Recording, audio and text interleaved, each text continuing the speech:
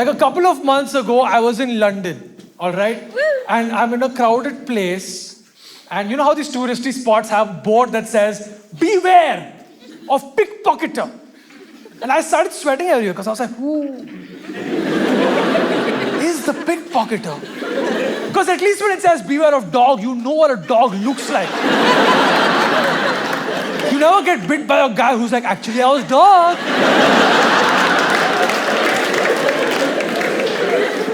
So I'm just stressed out. And my friend who lives in London tells me, dude, just relax. They have to write that. London is very safe. And guess what? I got pickpocketed. This big British man, this white dude, puts his hand in my back pocket. I caught his hand. I said, stealing money from an Indian? That's so 1946.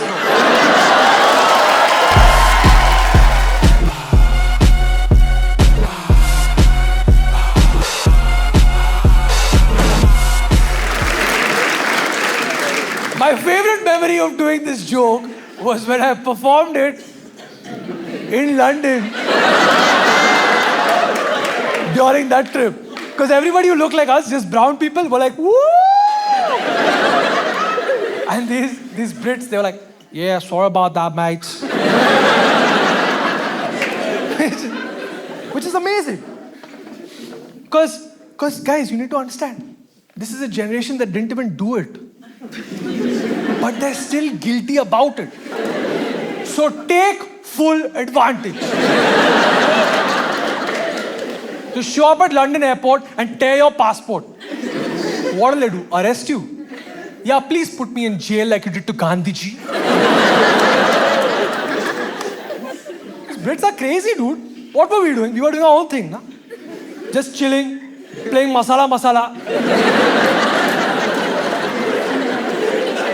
They came on a fucking boat, they were like, ha! Bloody Indians! We'll civilize you. We'll teach you English. So we learned English. Took a pen, took a chart paper, we were like, Simon, go back.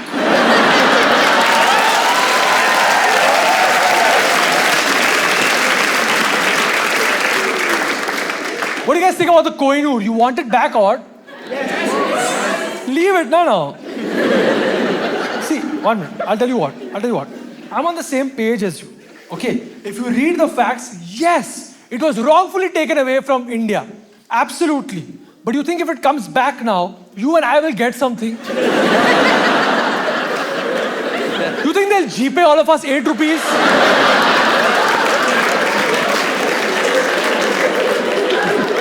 The only way you'll find out that it's back in India, you'll be on your phone watching Vumpla or something.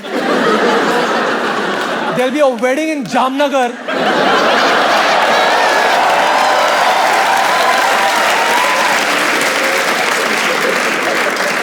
And the Queen of India will be wearing it for her son's actual wedding. She'll wear it for everything, guys, everything. She'll wear it at IPL games. Just sit in the audience and go.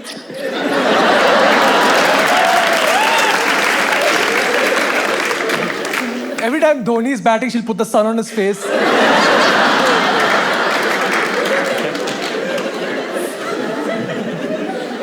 You guys saw what she was wearing for her son's not wedding? What was that, dude? Emerald, right? Emerald. 500 crores! Sorry, did I say crores? 500 electoral bonds!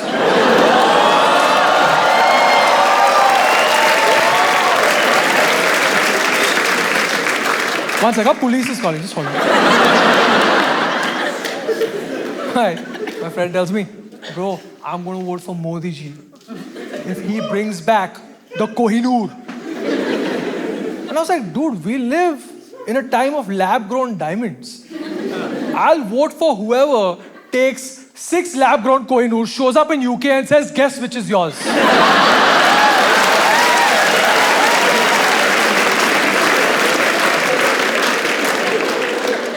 I'm going to tell you the story of the first time I went to London. Okay? You're going to be proud of me. This is at the age of 19. I am representing India in an international squash competition. And I won. Stop believing everything people say here. I was on family vacation. I went with my parents and my elder sister, and we had gone with SOTC Travels and Tours. Some of you are not laughing because you're not familiar with this very successful business. It's successful because they promise to show you all of Europe in 6 days. This is a continent, guys. It's not Mohali. There's no time to sleep. You're just, okay, Belgium. Paris. That's the whole fucking trip. Imagine all of us here in one bus. There's no place to sit on this bus. It's just fucking, it's like Sonu Sood's COVID bus. Just zipping past Europe. The cops are chasing you. It's wild. There's 2 things you need to know about how this trip is organized. The first thing is that they advertise it as mother, father, daughter, son. And that's exactly what my family looked like. But we were the only family that looked like that. Because the rest of the trip was just fucking old people. Just old people whose families were here in India, like, please fuck off for some time. And you know what? For them, it makes sense. 6 days, yes, God knows how long they have. But I'm 19. I'm going to Europe. I thought when my parents will fall asleep, I will go to Amsterdam's red light area. This was my entire trip. Yes, uncle, please come. I was this close to changing a diaper, guys. The last thing you need to know about how these trips are organized is that they only make you eat food in Indian restaurants. And this is not the Indian food that you and I have been raised on and the food that we love. Nope. This is European-made Indian food. Guys, that shit is so bland, I had to put salt on the achar. You know how when white people eat Indian food, they get diarrhea? I ate this and got constipated. The only people complaining are my family. The other old people are like, wow, this is what the doctor prescribed. The story starts here. We're in a restaurant in London, all right? My parents are on a table of 3 with my sister, and I am in front on another table, and with me is some old man from the group, okay? This is this fucking just grumpy man. For a visual image, imagine Sudha Murthy's husband. Just sitting there. What time you go to office? Okay.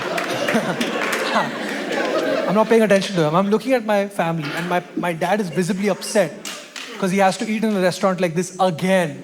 So to be a good son, I decided to call the tour guide.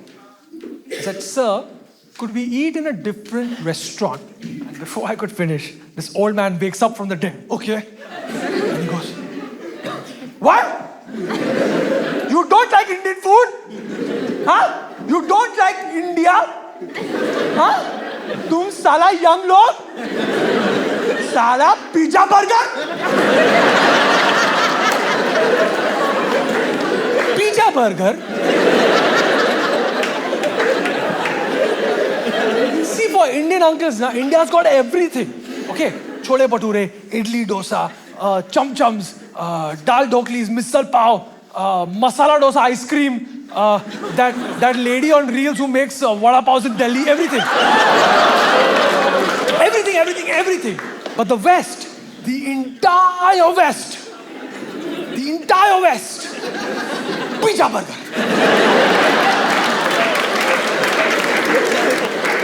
There's a Michelin star chef putting Parmesan on eggplant. Hey, pizza burger!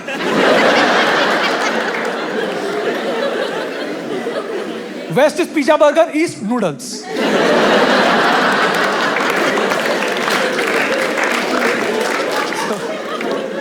Obviously, I don't know what to say, but before I could talk, the tour guide starts talking. Now, the tour guide, you would imagine, loves his life. Because he's just another ordinary Indian guy who got this job, so he gets to travel the entire world and gets paid for it. But he hates his job because the clientele is us. He hates his life because the clientele is us. He just goes, Acha. Okay, so now हम लोग lunch खत्म करेंगे and then we'll go to Tower of London और वहाँ पे कोहिनूर है. Any questions? And everybody's so sleep deprived. You're like, yeah, sure. This uncle picks up a spoon and fucking throws it. And he goes, hey! Why we should see Kohinoor? It is our Kohinoor! Why should we pay to see what is our own? Do you pay to see what is your own? Huh? Say that, boss! And this tour guide goes, कल हम लोग Paris जाएंगे.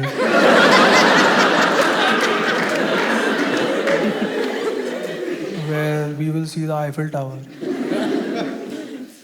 From where I'll jump.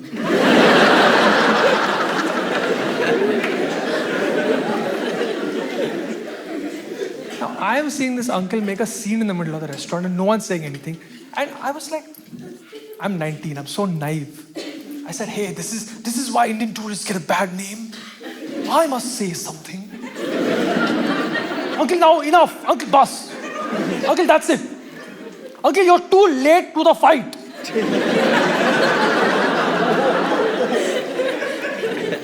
Uncle looks at me, target locked. He goes, you youth!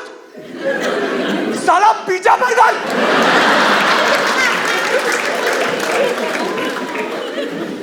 Once again, I'm 19, I'm a kid. I got so scared, I looked at my parents. My father is not making eye contact. My mother and my sister are like, we love Indian food, who's this guy? Really scared.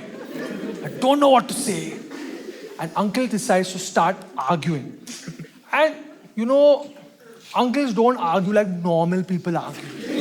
Okay, brother, what is your name?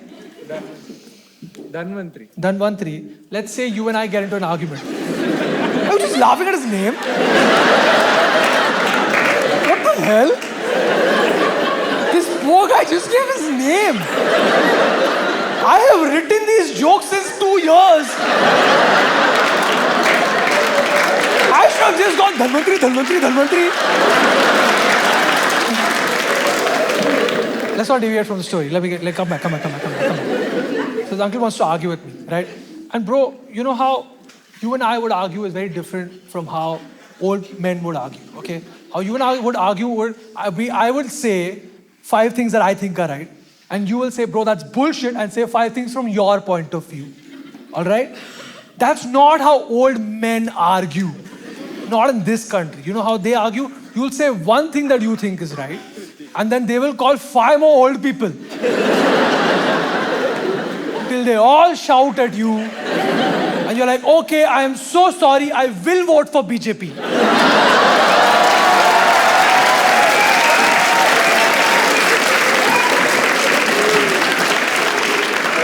So now uncle decides to start calling the other old people, okay?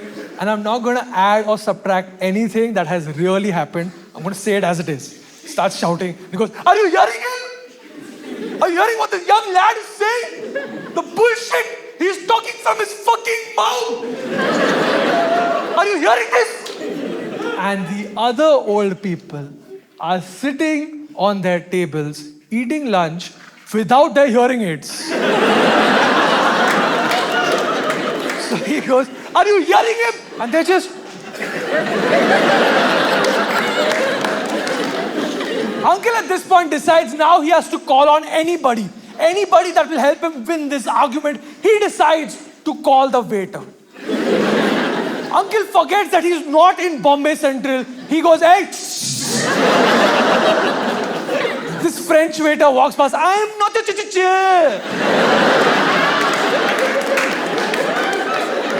Because culturally, only you and I know this sound, right?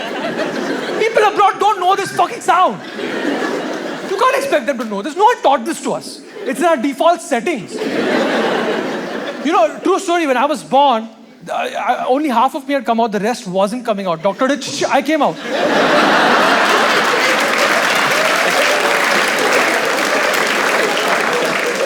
You can't expect people abroad to know what this is.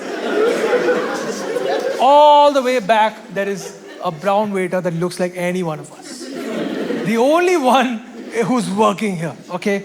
He's putting plates together, okay? He's working hard in this foreign land trying to make ends meet, all right? Now, I want you guys to make the sound. Yes, sir, how may I help you? Now it's the waiter, it's me, it's this uncle. This uncle starts shouting. He goes, explain to him! Explain to him, boss! Kohinoor is ours, right? It's ours, right? And this waiter is just...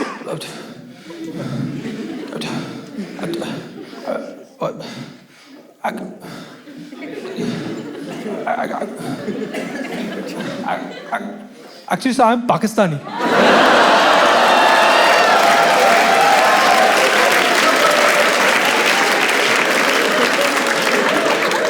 And this fucking uncle, he goes, that means you also ours, right?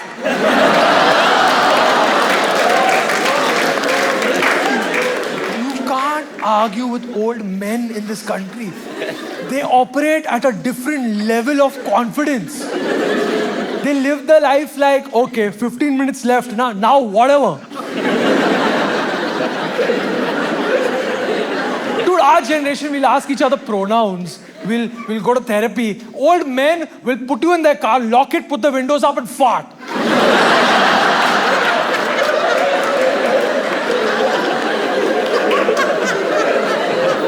There's no probability in their life. Have you noticed old men don't even say, may God bless you. They just say, God bless you.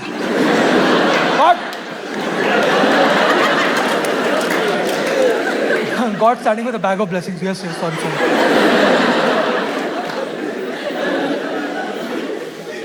I was at this family function, okay? My wedding.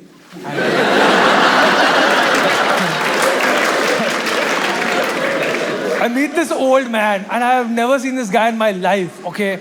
And it's just the oldest man in the world, and he's shaking my hand. He goes, congrats, bete, I'm so proud of you.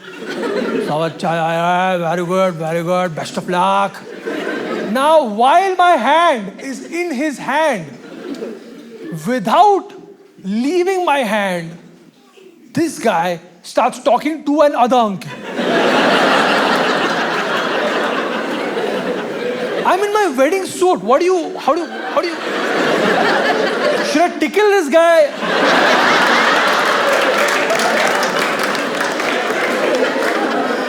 I couldn't even pull that off. It was all dead skin here. I'm driving that day, okay? I'm stuck behind this beautiful black Mercedes-Benz. Nobody our age can afford this car. It's only this old man. And you know how old uncles drive, no? Just... 2 hands on steering wheel, speed 20. So I'm honking, he's not moving. So I overtake him. Then uncle gives me this look. You know this look that uncles give on the road? Is this your upbringing? And I don't know why, I got really defensive. My first reaction, I said...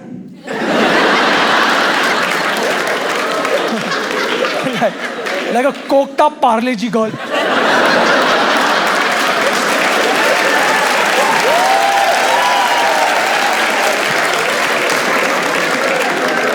But what I did not realize is that this uncle was driving an automatic. He did this and won.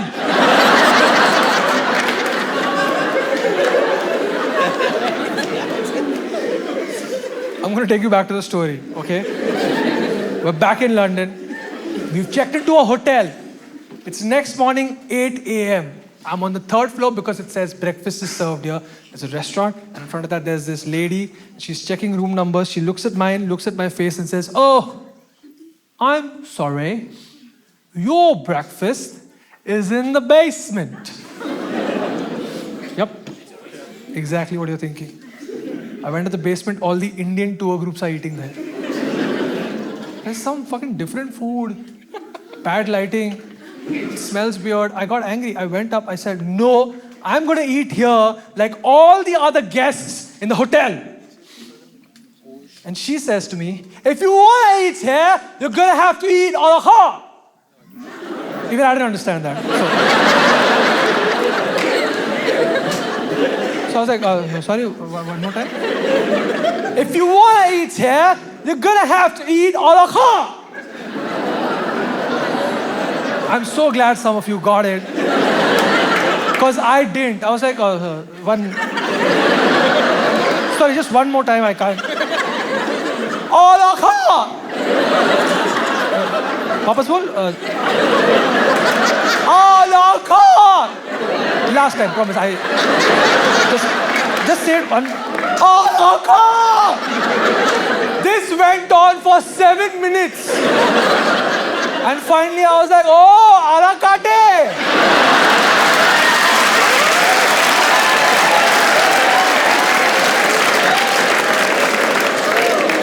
Now, you need to realize that I'm too far in this intense confrontation for me to say, "Pay my own money." Sorry, boss. So I was like, "Yes, let's do it." She takes me inside the restaurant and she's not even seating me at a table. There are empty tables, but she puts me on a bar that looks like this. At the bar, in the morning, she's being condescending, opening the menu and pointing at the cheapest thing and saying, "This is what you want, right?"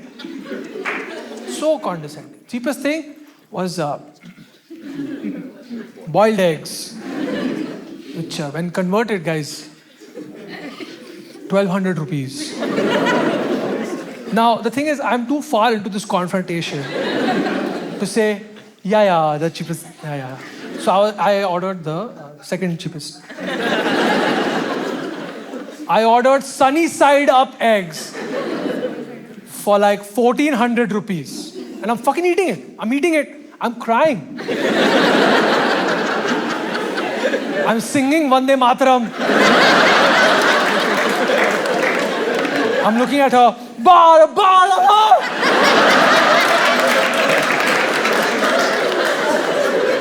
This woman did not give a shit.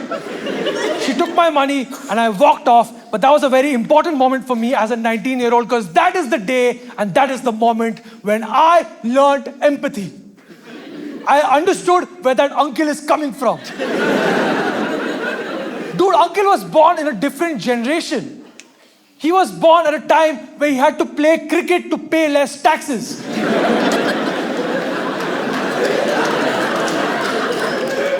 We forgot what the Brits did, guys. You know, the British man I grew up watching was Mr. Bean on Pogo.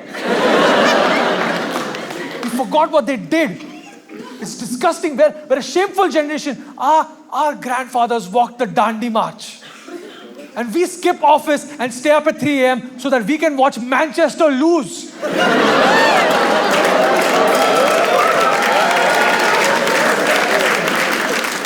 And you know what? Sure, he's got biases, but who doesn't? Everyone's got biases. I also have biases. You know, I'll tell you mine. When I see 2 white people walking towards me, I cross the road. My biggest fear is that they'll catch me from either hand, put me against the wall and say, "And the winner is Nachu from RRR."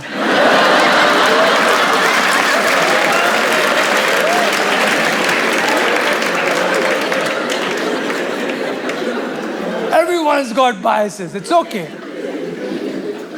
I went to this uncle. I apologized to him profusely. I told him the entire story. I told him about breakfast. I told him about that lady. I told him about the basement. I told him everything. I pulled my hair up so that, he can kiss me on my forehead. And uncle looks at me and says, "You bloody fool! We were eating in the basement because that's where they were serving Indian food.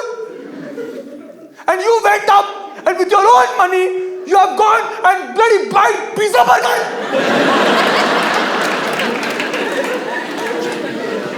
Shame on you.